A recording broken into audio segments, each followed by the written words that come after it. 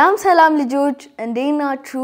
እግዚአብሔር ይመስገን እኛ በጣም ደህና ነን። ይቺን ሰዓት ከናንተ ጋር ለማሳለፍ በጣም ጓጉተን ነበር ልጆች። አዎ ዛሬ ለእናንተ ይሆናል ያልናቸውን ፕሮግራሞች ይዘንላችሁ መተናል። በዛሬው ፕሮግራማችን ስለ ሙታን ቀን እናነሳለን። ከሰው ልጅ ተፈጥሮዎች መወለድ፣ ማደግ፣ ማርጀት እና መሞት ያሉ ነገሮች ናቸው። እግዚአብሔር በፈለገውና በወደደው ቀን ሰዎችን ሊጠራ ይችላል። ስለዚህ እኛ ደግሞ በጸሎታችን ማሰብና ማስተዋወስ አለብን። አዎ ዛሬ ስለ ሙታን ቀን አባ ጽጌ የሚያስተምሩት ትምህርት አሃ ድራማ ትረካና ክራፍት ይዘንላችሁ መተናል። እኔና ናታን በኋላ ተመልሰን እንመጣለን።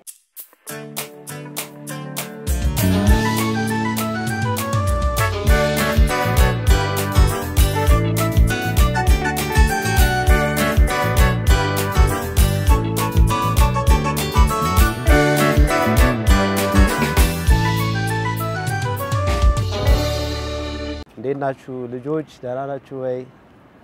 ባላችሁበት እግዚአብሔር ሰላም ይብዛላችሁ። እዚህም ያላችሁ ልጆች እግዚአብሔር ይባርካችሁ። እንግዲህ ባለፉት ሳምንታት ስለ ብዙ ነገር ያወራን ቆይተናል። እግዚአብሔር ሐሳብ እግዚአብሔር ስራ ምን እንደሆነ በቅዱሳን ምን እንደሚያደርግ እነ ቅዱስ ፍራንቺስኮስ ሌሎችም ቅዱሳኖች ያነሳን በብዙ አጋጣሚዎች አይተናል።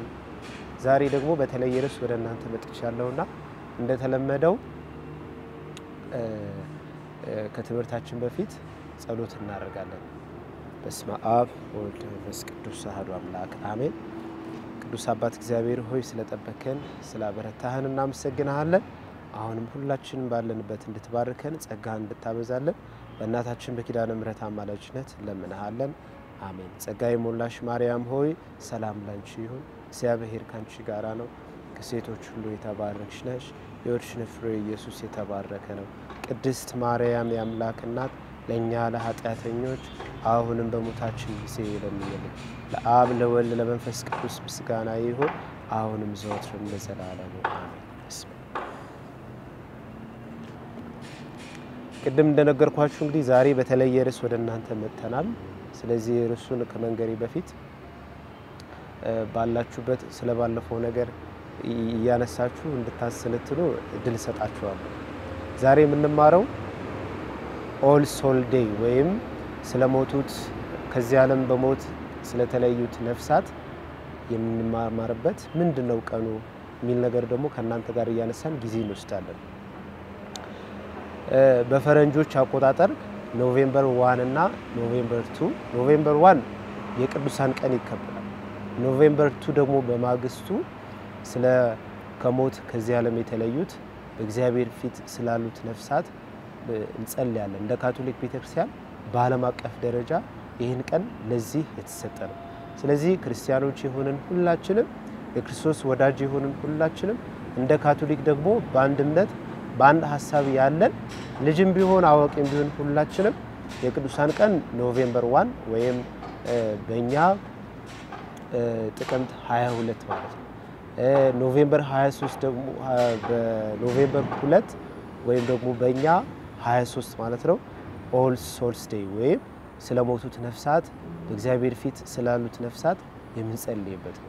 የቅዱሳን ቀን ምንድነው ስንል በለቱ እንግዲህ ቅዱሳንን ያሰብን ቅዱሳንን ያስታወስን እግዚአብሔር በቅዱሳኖች ህይወት ለሰው ልጆች ያሳየውን ትልልቅ ነገሮችን ያሰብን እንድናስነትና እንድናስነው ዋናው ሐሳቡ እና ቅዱሳን ይሄ ቅዱስ የሚለው ቃል ራሱ ምንድነው? ለእግዚአብሔር የተመረጡ ሰዎች ለእግዚአብሔር የተመረጡ ሰዎች ምንላቸው ማን ናቸው?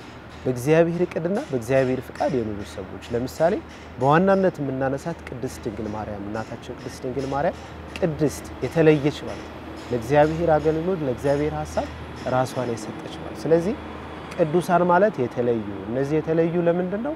ለእግዚአብሔር ሐሳብ ለእግዚአብሔር ዓላማ። ስለዚህ ኖቬምበር 1 ወይም በእኛ ጥቅምት 22 የቅዱሳን ቀን ይከበራል።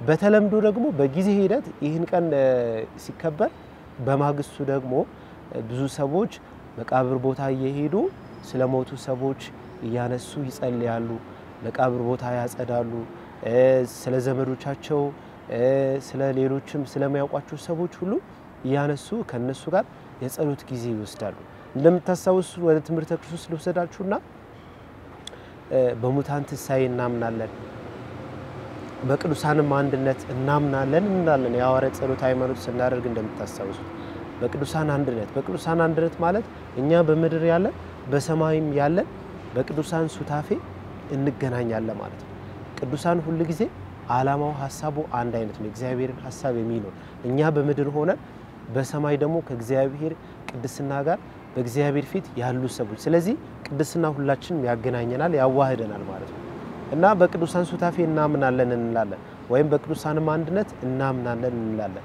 በማግስቱ ደግሞ ስለሞቱት ሰዎች ስናስብ ደግሞ በሙታን ትንሣኤ እናምናለን እንላለን ትንሣኤ ሁሉ ጊዜ ክርስቶስ የሚሰጠን ትልቁ ጸጋ ነው በክርስቶስ ያገኘነው በእርሱ ሞት በእርሱ ትንሣኤ እኛም ክርስቲያኖች እሱን የምንከተል ሰዎች ይሄንን ክብር እናገኛለን እና እንደምታስታውሱት ምናልባት በተለይም ደግሞ ይሄን ጸሎት ስናስብ በንስሐ ቦታ የሚገኙ ነፍሳት ብለን እንጸልያለን ኃጢያት በስንት ይከፈላል በሁለት ምንና ምን ያዳምን ኃጢያትና የራሳችን ኃጢያት በስንት ይከፈላል በሁለት ትልልቅና ትንንሽ ኃጢያት ትልልቅ ኃጢያት ምን ያደርገናል ሳንናዘዝ ከሞትን ወደ ገሃነመ እሳት ያወርደናል የሰይጣን ባሮች የእግዚአብሔር ጠላቶች ያደርገናል ብለን ተምረናል ታናናሽ ኃጢያቶች ደግሞ ከእግዚአብሔር ጋር ያለንን ህብረት የሚያላላ ነው ምን ማለት ነው ይሄን ታናሽ ኃጢያት ሰው ድንገት እንደው እድል ሳያገኝ ሳይናዘዝ ቢሞት ምን ያጋጥመዋል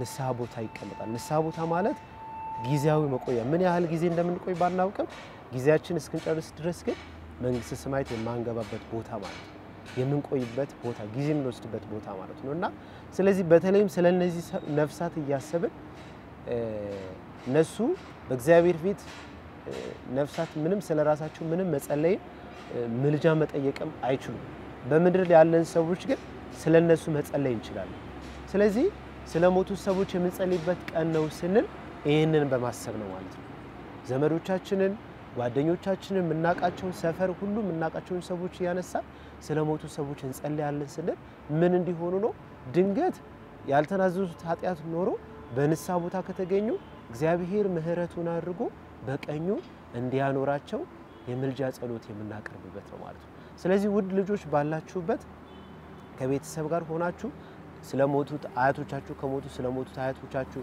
የቤተሰብ ቅርብ የሆነ ሰው ሞቶ ከሆነ ስለነሱ ያነሳችሁ እግዚአብሔር ሆይ እነዚህ ነፍሳት በቀኝህ እንድታኖራቸው በአጠቃላይ ደግሞ በፊትህ ስላሉ በንስሐ ቦታ ስለሚገኙ ነፍሳት ምህረትህ አድርገህ በቀኝህ እንድታኖራቸው እንለምናለን ብለን የምንጸልይበት ቀን ስለዚህ ውድ ልጆች ይሄንን እንታደርጉ አደራላችኋለሁ ስለሞቱት ነፍሳት ስንጸልይ ዛሬ በተለምዶ የሙታን ቀን ይባላል ግን እኛ ክርስቲያኖች ሞት አይደርስብንም ለምን ሞት ማለት ይሄ በአካል በስጋ የምናቀው የስጋና የነፍስ መለያየት የሚባለው ነው እንጂ ዘላለማዊ ሞት የምናቀው የለም ለምን ክርስቶስ ዘላለማዊ ህይወት ስለሰጠን ስለዚህ ይሄንን እንድታስተካክሉ አደራ በማለት ግን በእግዚአብሔር ፊት በንስሐ ቦታ ያሉት ነፍሳት የኛን እርዳታ የኛን ጸሎት የሚጠብቁ ሰዎች ያነሳችሁ እንድትጸልዩ አደራላችኋለሁ በስመ አብ ወወልድ ወመንፈስ ቅዱስ አሐዱ አምላክ አሜን ቅዱስ አባት እግዚአብሔር ሆይ እንለምንሃለን ስለሞቱት ነፍሳት ሁሉ ያነሳን እንጸልያለንና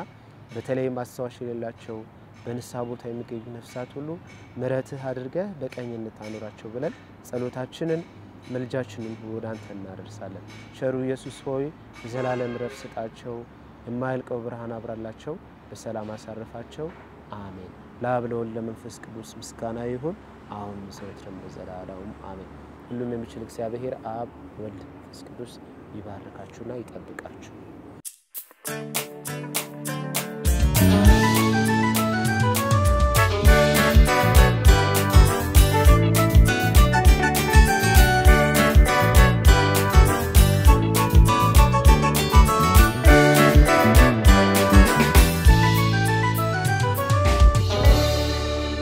ሰላም ልጆች እንዴት ናችሁ እንደምን ከረማችሁ እኛ ዛሬ የመጣነው ከቀበና ኪዳነ ምሕረት ነው እኔ ስሜ ተስፋነሽ እባላለሁ ከኔ ጋር ያሉት ልጆች ደግሞ ራሳቸውን ያስተዋውቁላችኋል ስሜ ቤትኤል ገብረ መስቀል ይባላል የመጣሁት ከኪዳነ ምሕረት ቁምስና ነው ስሜ በረከት ዘሪሁን ይባላል የመጣሁት ከቀበና ኪዳነ ምሕረት ቁምስና ነው ዛሬ እንግዲህ ልጆች በክራፍት ፕሮግራም የምንሰራላችሁ የቅድስት ድንግል ማርያምን እየጸለየች ያለ ምስልና እንዲሁም ደግሞ የመቁጠሪያ ስዕል ይሆናል።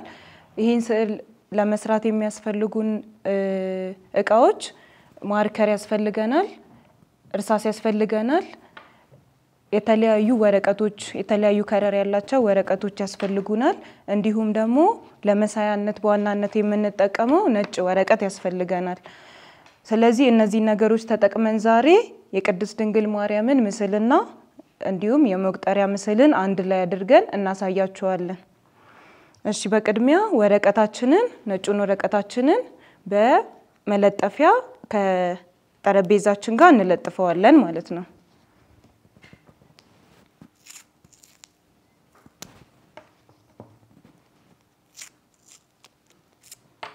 ይሄ የሚጠቅመን ወረቀቱ እንዳይንቀሳቀስና ስራችንን በጥንቃቄ መስራት እንድንችል ያግዘናል። እሺ እናንተም ለጥፉ።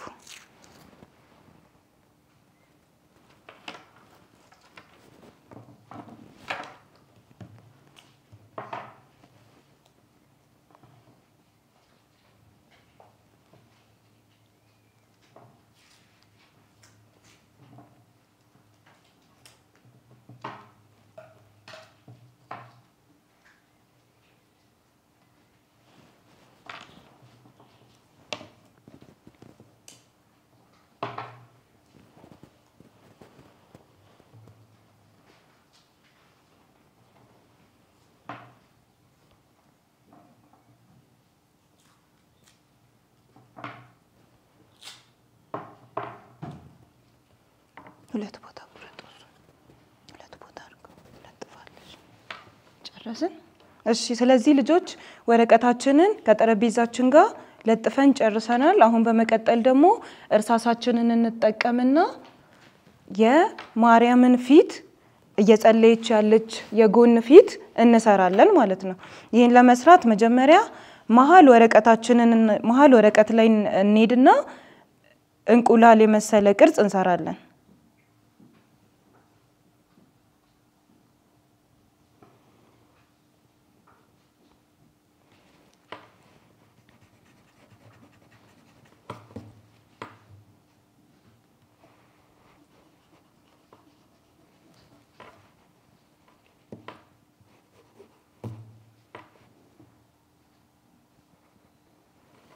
እሺ ከዛም እንቁላል የሚመስለውን ቅርጽ ከሰራን በኋላ ለፊቷን ለመስራት የሚጠቅመን እንቁላል አይነት ቅርጽ እንሰራለን። ከዛም በመቀጠል አፍንጫዋንና አፏን እንሰራለን ማለት ነው።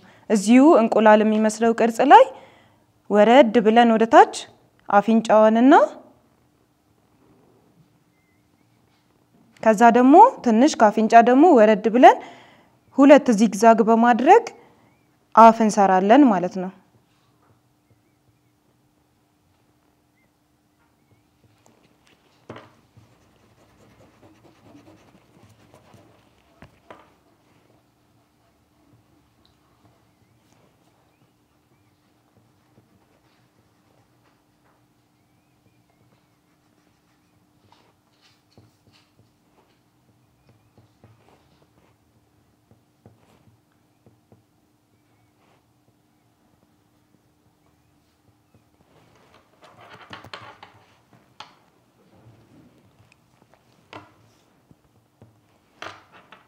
እሺ ልጆች ይሄንን ከጨረስን በኋላ ምን እናደርጋለን? አሁን ደግሞ የቀረን በአንድ ጎን ስለሆነ ምን ሰራው አይኗን እንሰራለን ማለት ነው። አንድ አይኗን የጨፈነችውን አንድ አይን እንሰራለን ማለት ነው።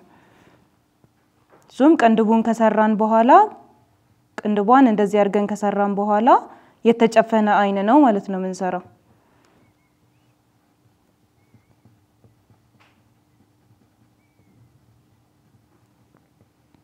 ቪ አይነት ቅርጽ አድርገን በቀላሉ መስራት እንችላለን የአይኗን ቅርጽ።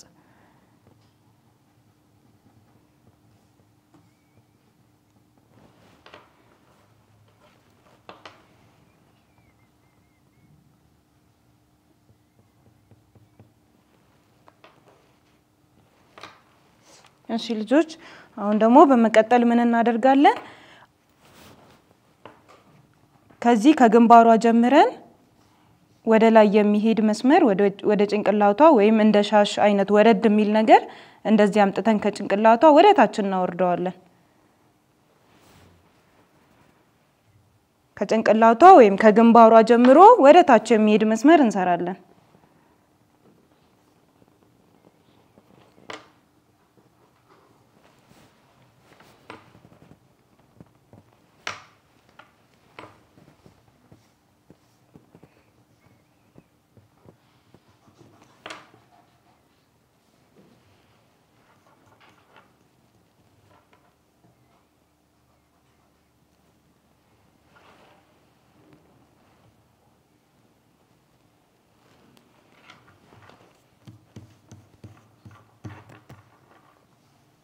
እሺ ልጆች በኋላ በማርከር በደንብ አድርገን ስለምናስተካክለው ከዛ በኋላ እቺኛዋን ደግሞ እዚህ ጋር ያስቀረናትን ወስደን ከዚህኛው ጋር እንገጥማታለን።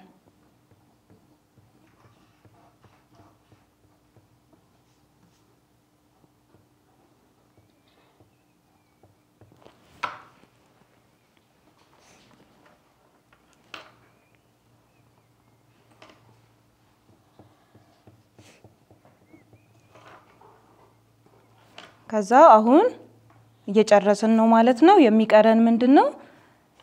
ከላይ ክብ ነገር እናደርጋለን ወይም ደግሞ የቅድስና ምልክት ለቅዱሳን የሚደረገው ነጭ ምልክት ክብ አድርገን እናስቀምጣለን። እሱንም ትንሽ ከዚህ ከፍ ትንሽ በዚህ ጋርም ከፍ ካደረግን በኋላ አሁን ክባችንን እዚች ጋር እናስቀምጣታለን። እሺ ልጆች ስለዚህ አሁን ስለ ማርያም ያለው ስዕል አለቀ ማለት ነው። አሁን የሚቀረን ምንድነው?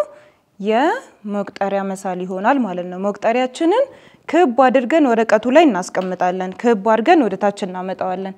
ስለዚህ ክብ ለመስራት እንሞክራለን ማለት ነው። ክብ እንሰራለን ወደ ታች የሚሄድ ክብ።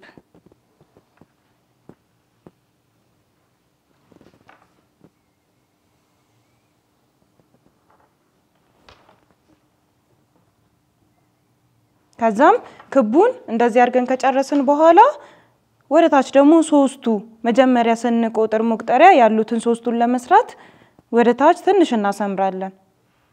ትንሽ ወደ ታች እናሰምርና ከዛ መጨረሻዋ ላይ መስቀል እናደርጋታለን። መጨረሻዋ ላይ መስቀል አድርገን እንደዚህ እናስቀምጣለን።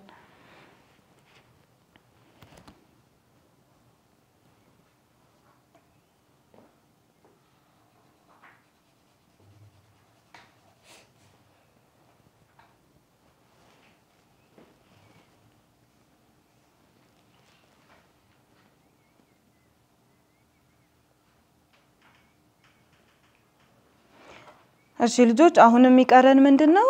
መቁጠሪያችንን በ10 በ10 እየከፋፈልን ማስቀመጥ ይሆናል ማለት ነው። መጀመሪያ ግን በ10 ከመከፋፈላችን በፊት ምን እናደርጋለን? እዚህ ጋር መጀመሪያ ያሉትን ሶስቱን እናስቀምጣለን።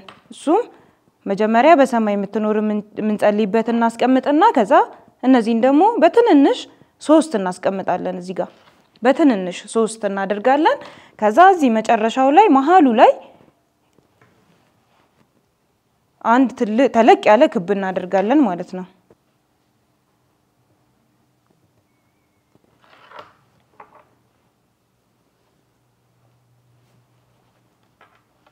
ከዛ አሁን የአንደኛ ማረፊያ ምንጸልይበትን እንሰራለን ማለት ነው። በዚህ ጋር ጀምረን በቀኝ በኩል ጀምረን እንሰራለን። 10 እየቆጠርን እናስቀምጣለን። ስለዚህ 10 እየቆጠራችሁ አስቀምጡ በትንንሽ 10።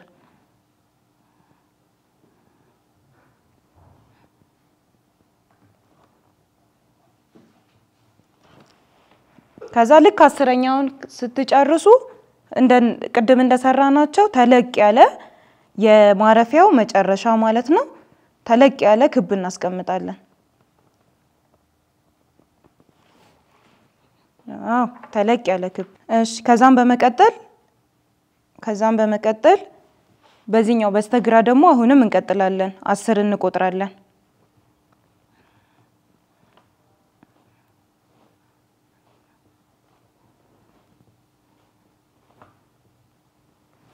ከዛ 10ን ካበቃን በኋላ ትልቁን የማረፊያን መጨረሻ እናስቀምጣለን ማለት ነው።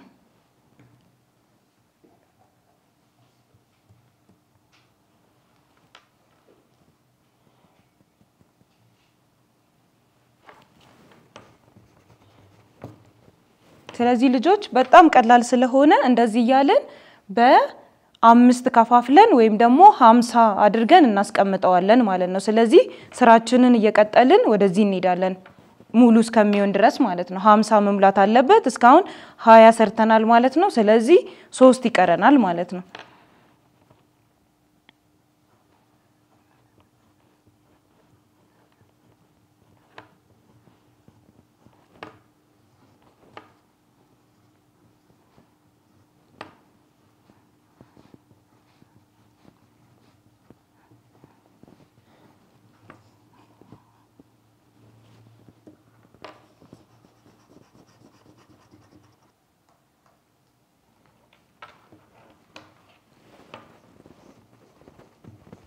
እሺ ስለዚህ ወረቀታችን ላይ ልክ እንደዚህ ቅርጽ ካወጣንለት በኋላ አሁን የመጨረሻ ስራችን የሚሆነው ምንድነው አንደኛ የማርያምን ፊት የፊት ከለር እንቀባለን በመጀመሪያ የፊት ከለር እንቀባዋለን ፊቷን ከዛ በመቀጠል ደግሞ መስቀሉን ከታች ያለው መስቀል የመስቀል ከለር ወይም ደግሞ ራሳችን የፈለግነውን ከለር መርጠን እንቀባለን ማለት ነው እኛ ዛሬ የምንቀባው ለመስቀሉ ቡኒ ከለር ይሆናል ማለት ነው ስለዚህ ፊቷን የፊት ከለር እንቀባለን ፊት የሚመስል ከለር መርጠን እንቀባለን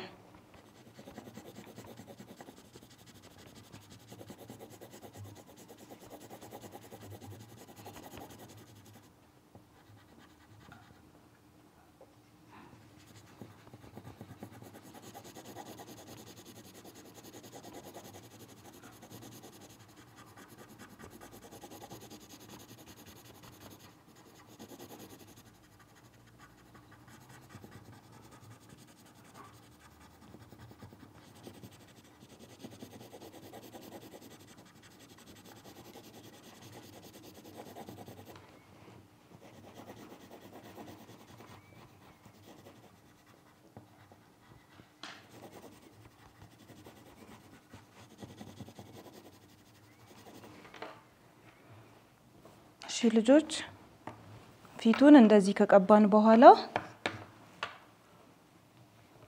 በሁለተኛ ደረጃ ማርከር በመጠቀም እናደምቀዋለን ማለት ነው የሰራነውን ስዕል እናደምቃለን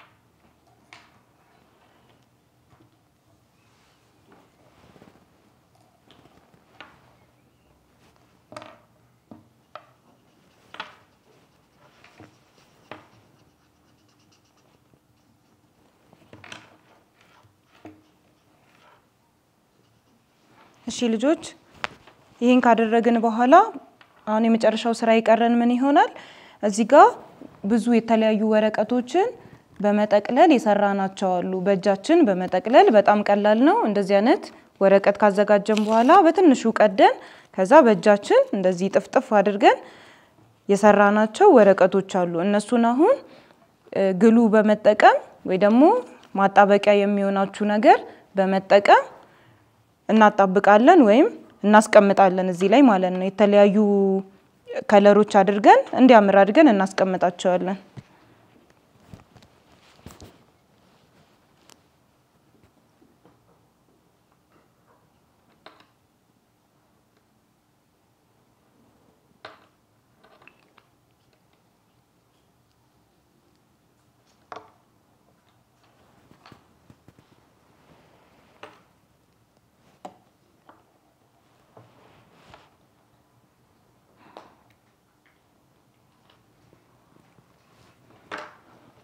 እሺ ልጆች በዚህ መልኩ ማጣበቂያችንን ወረቀታችን ላይ ካደረግን በኋላ አሁን የተቀለልናቸውን ወረቀቶች ማስቀመጥ ብቻ ነው የሚቀረን ማለት ነው ስለዚህ የተለያዩ ለአንዱ ማረፊያ የተለየ ከለር ለሌላው ማረፊያ ደግሞ የተለያየ ከለር ያደረግን 10 10 እየቆጠርን ከሁሉም እናስቀምጣለን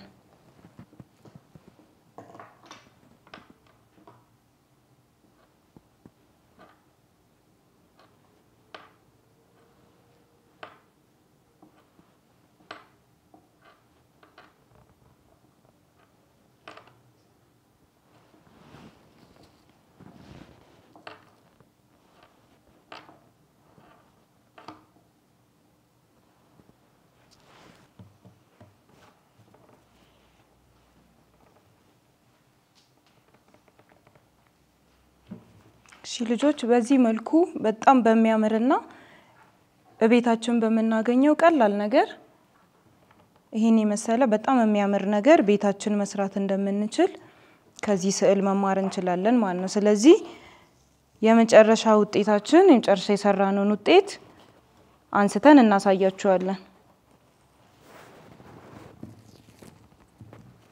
ካጣበቅንበት እንልጣውና ቀስ አድርገን እንዳይቀድብን ወረቀቱን ከላጥን በኋላ እንግዲህ በመጨረሻ እንግዲህ ልጆች የመጨረሻው የስራችን ውጤት ይሄንን ይመስላል በጣም ነው የሚያምረው ስለዚህ ልጆች እናንተም በቤታችሁ ባላችሁ ማቴሪያል ወይም ባላችሁ ነገር በመጠቀም ይሄንን የመሰለ የሚያምር ስራ መስራት ትችላላችሁ በቀጣይ ሳምንት እስከምንገናኝ ድረስ መልካም ሳምንት ይሁንላችሁ